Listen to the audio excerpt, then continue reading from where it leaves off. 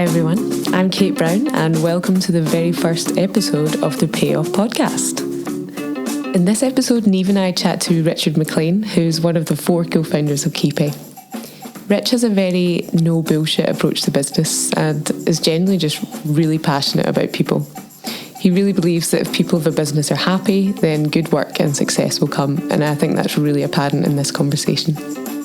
Now, this is our very first episode, so we've learned a few things already, like perhaps we need to soundproof our meeting room so you can't hear people talking in the background, or that podcasts are just much better when you drink beer. It helps the conversation flow, you know? In our chat with Rich, we learn a bit more about how KeyPay began, the founder's approach to business, and the KeyPay culture. I hope you enjoy it as much as we did.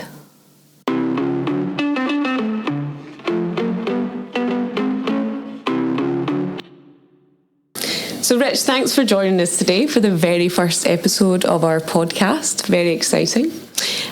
So do you want to start off by giving us a bit of background about yourself? Sure, and thank you. I'm very excited to be here as well.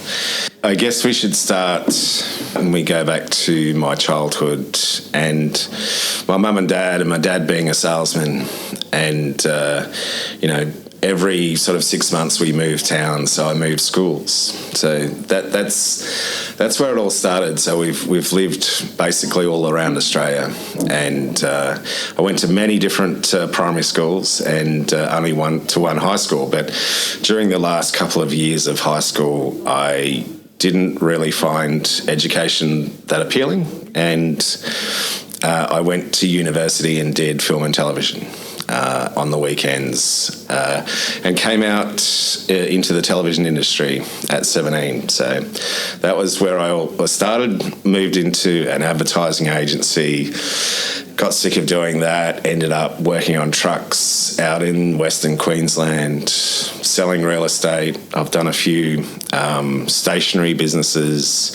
I started a labour hire business in the 80s, which failed because there was no such thing as labour hire then, and have spent 20 odd years in technology. So that leads us to where we are today, which started with a relationship with one of the other founders, Phil Burney.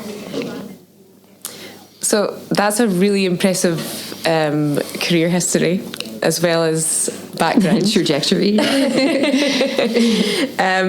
Something that strikes me as particularly interesting is the fact you've never actually worked in payroll before KeyPay.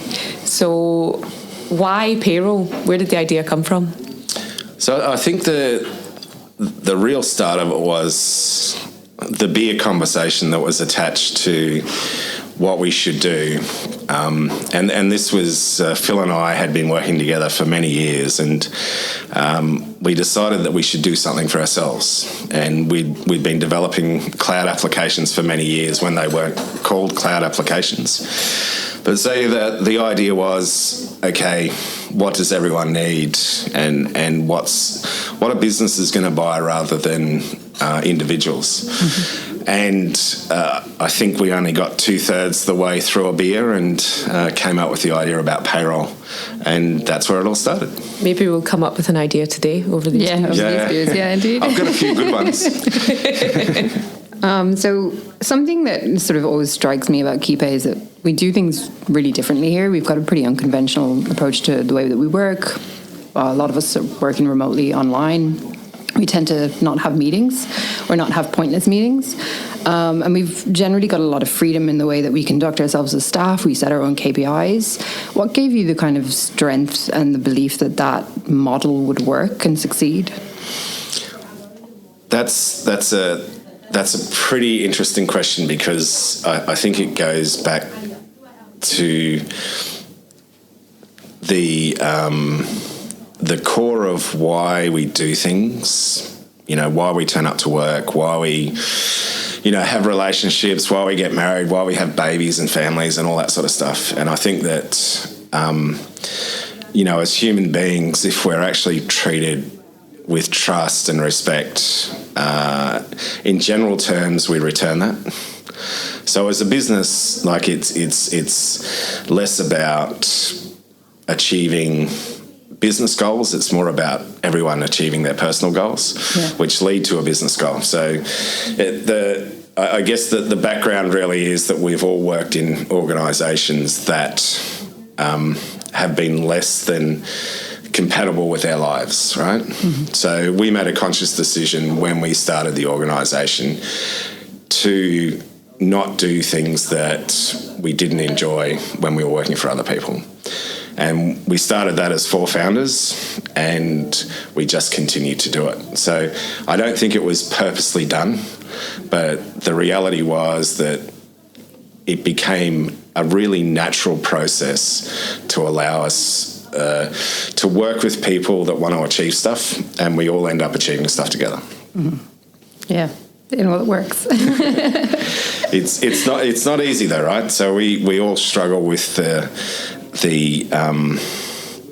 difficulties around achieving things every day, and it's not just in work, it's like our lives, right? You know, you have highs and you have lows, and if you look at the traditional business model, I think that business expects you to be on a high all the time, but that's not a reality. Mm-hmm. It's so as people, we need to really, do great things when we're on a high, and we just need to survive when we're on a low. And I think, if you acknowledge that people have, ebbs and flows in their lives, and they have, stuff that goes on, and we all have it, and then you take advantage of the times that people are really motivated, and you can get people to take advantage of that themselves, mm-hmm. then, you produce pretty good results. So did that come from that sort of ethos? Did that come naturally, or was that did you read about other people doing that in the industry? Where did that spark come from? I think it goes back to the 4 founders, right? Mm. And when we started the business, it was less about the structure of creating a business and more about creating a business that we wanted to work in. And it might sound all a bit, odd that you would do that. So the focus really wasn't on creating a successful business. It was just creating an environment where we could be successful. And they sound like the same things, but they're very much not. And both kind of come hand in hand, right? Yeah, it's difficult to understand that, traditional business really looks at people as a resource, when I think, it's kind of the business that is the resource, and the people just, leverage that, thing that the business does as a resource to succeed. It's kind of just everything is around the other way for us, I think. Yeah. And I think that approach has really helped to define our culture.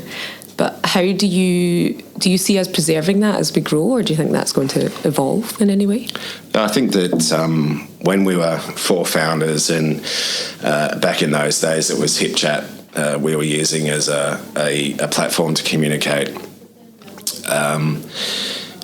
and we all had the same purpose about building the business. I think that if you would have asked us then, at 48 employees in the business, would we have kept that same process in place, the same way of doing things, the same, approach to people? I would have probably said no. So, this has been as much a test for us as a business, the 4 founders, trying to see how we can push the boundaries around, just doing things differently. And I guess the culture thing is something that I don't think you can manufacture. You can't work on it to deliver it. You just have to, live it and hope other people do. That's a great sentiment. So something we say, and we sort of bounce around the office and on Slack and whatnot, is no one's going to die doing payroll. Do you want to elaborate a little bit on where that kind of saying came from and what it means to you? Yeah, I think that it was I don't know, maybe an end of financial year or something like that. When, makes sense. There was probably Jen and Dean on support, and we had 1,000 support tickets in the queue, and it was just a realisation that being sane and getting to the end of the day is far more important than killing yourself to try and do stuff that you just can't do. Yeah. And in reality, I don't think there's been too many payrolls that haven't got run at the end of the day. Mm-hmm. If we focus on, just once again focusing on the people and ensuring that, they're looked after before, everything else, then everyone else gets looked after, I guess. Cool. Yeah, I think to me that's all about not taking ourselves too seriously and, just having the courage to try new things. And if something goes wrong, then it doesn't matter. We can try and do something else next time. And just thinking about failure in general, can you think of any times where you or the other founders have failed and how you might have overcame it? I think we fail a lot, and personally, I've found from just years of being in business that failure is just a reality, right? And a lot of people say, it's a lesson learned and you have to learn from failure and all that sort of crap. I don't believe in any of it. Failure is failure. Acknowledge it, move on, don't do it again. That's it, right? So I think that, in this business, there's, things that we do often that we fail at. And it might be that, we just don't talk enough, or it could be that, we have promised something and we haven't delivered it, right?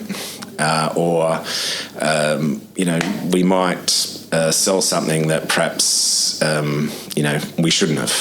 So there's lots of, the thing is that, you fail often, but it's a numbers game. So by percentage, if you win more than you lose, then at the end of the day, you've kind of won. Yeah. So something that I was wondering about is what frustrates you? What have you found frustrating about working in tech, and what would you change if you could about the tech industry? I think one of the big ones, and it's got to do with cloud. So in the old days, you used to get your software disk, and they'd do one update a year. And, you'd eagerly run out to the software provider and buy it and, pay your money and go and install it. Exciting to see what's new, right? Mm-hmm. And I think that one of the huge frustrations I find around cloud, because they seem to think it's so easy to develop software and deliver it because it's on the cloud, that you get a suggestion in today and they will ping you back tomorrow and say, why haven't you delivered it? As though it's kind of, something you can do overnight and just sort of snap your fingers.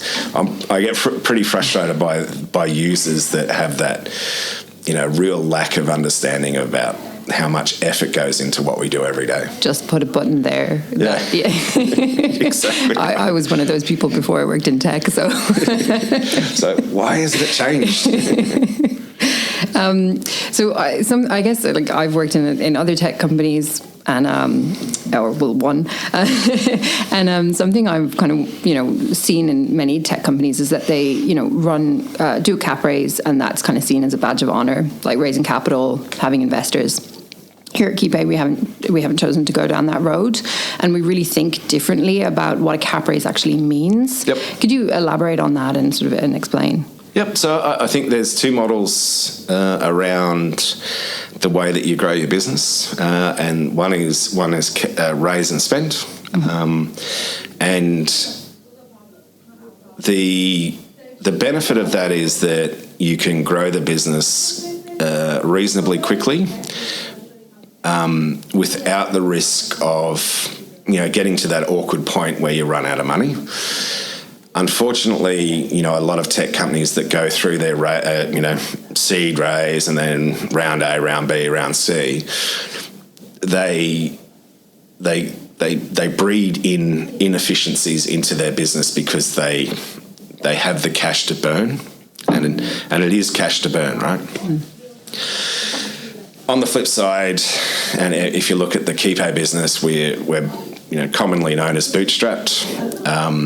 So we're funding out our growth from revenue.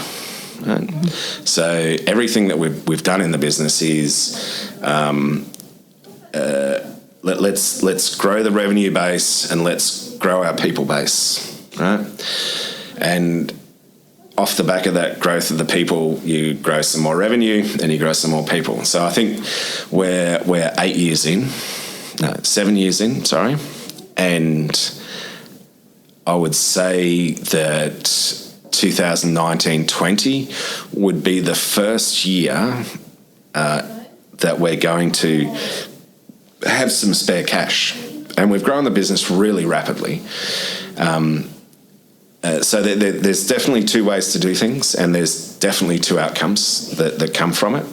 I think the important thing for any business that is in tech and they're choosing the way that they want to do this is that they need to be mindful that they need to set an outcome and a time that they want to become profitable, regardless of how much money is in the bank. So yeah, at some stage you need to become profitable, and at some stage you need to become self-reliant, and that's a difficult process in tech. And if you look at what we do, we sell $4 or $6 per active employee, and we've got 48 staff, across 3 countries.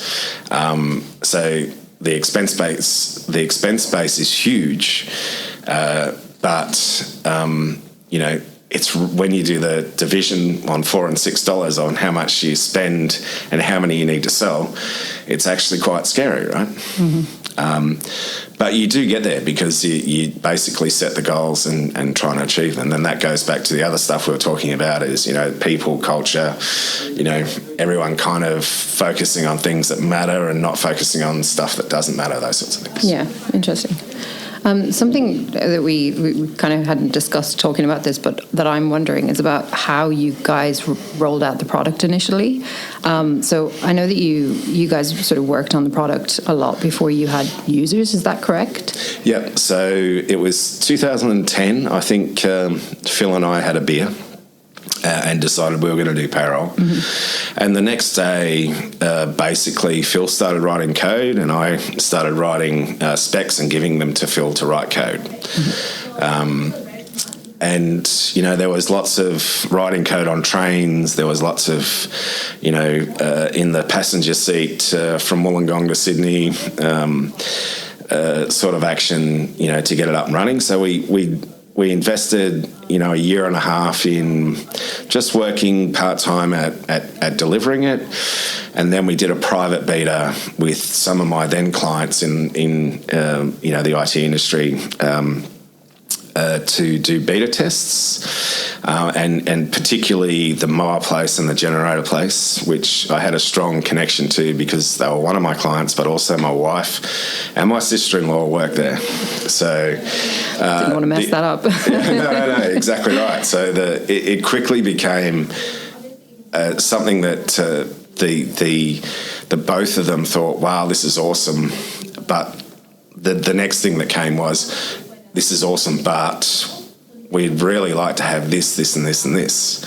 So it's pretty much at that stage that Phil and I decided, well, we need a couple more founders, got Paul and Christian on board, and we just basically had dinner, had a beer, and decided this is the way we're going to create the business, and away we go. We agreed on it, and we worked on it until the 1st of July 2012 in private beta, and then released it. So how long was that in private beta? 12 months. Oh, yeah. Okay. Yep. It's very different to the norm of sort of rolling things out. Yeah, and I think the really different thing was that we were all working full-time. And that happened, I don't think I was full-time in the business until May 2013. So, and the guys were still contracting or working in their other jobs. So Christian was the first one to go full-time in the business. So, and that was in 2012, late 2012, I think. Wow. So yeah, we invested a lot of time, but that goes back to the bootstrapping stuff, right? We had revenue which was supporting our hobby at that stage, as some like to call it, and it just started to really snowball because we made some really fundamental decisions at the start of the process to include tech that would make the distribution model really easy, and that's why we've succeeded. Maybe one thing that we've learned from this is that all good things come from beer. Yeah. Exactly right. Well, yes, beer and pork knuckles, the old Lowenbrow down at the Rock. So, but there's been some major places that we have called our home. It was the three Wise Monkeys on Pitt Street, is it? Or York Street? Huh? York Street? No. It's down the other end. What's the main street down there with the buses? George Street? George Street, yeah. It's down the other end there. So, yeah, three Wise Monkeys. Three Wise Monkeys at George Street, which was a major one. The Lowenbrow down at the Rocks when it was the Lowenbrow. And then Baxter's, the Scotch bar, that was our boardroom for the first 2 years, purely because when we went down there was no mobile coverage, so we could actually get away from things, which was awesome. And they had free pretzels, which was also important.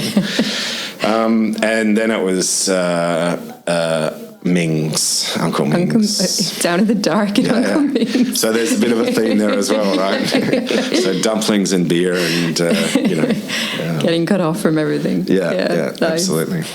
Have you guys ever made any bad decisions fueled with beer from these underground meetings? My action on Twitter has probably been a few bad decisions. You've actually banned Rich from the Twitter account. Yeah, exactly right. It's I still have access, but I'm only allowed to use it sober. Yeah. So there has been a few run-ins over the years, and inappropriate replies based on not being able to see what I'm typing. And it auto-typing my responses. So. Maybe that's for another podcast. Yes. On that, we'll probably wrap it up. Yeah. So thanks, Rich, for being our very first podcast guest and letting us make lots of mistakes and learn having from a beer our failures. With us. Yeah. No worries. Thank you. I enjoyed it, even though it was a bit robotic-like. End it on a cheers. Yeah. Cheers. Cheers, everyone. This is Niamh. And this is Kate. We hope you enjoyed this episode. If you did, why don't you share it with a friend? And if you really liked it, subscribe and give us a rating. If you want to find out more about KeyPay, go to keypay.com. See you next time.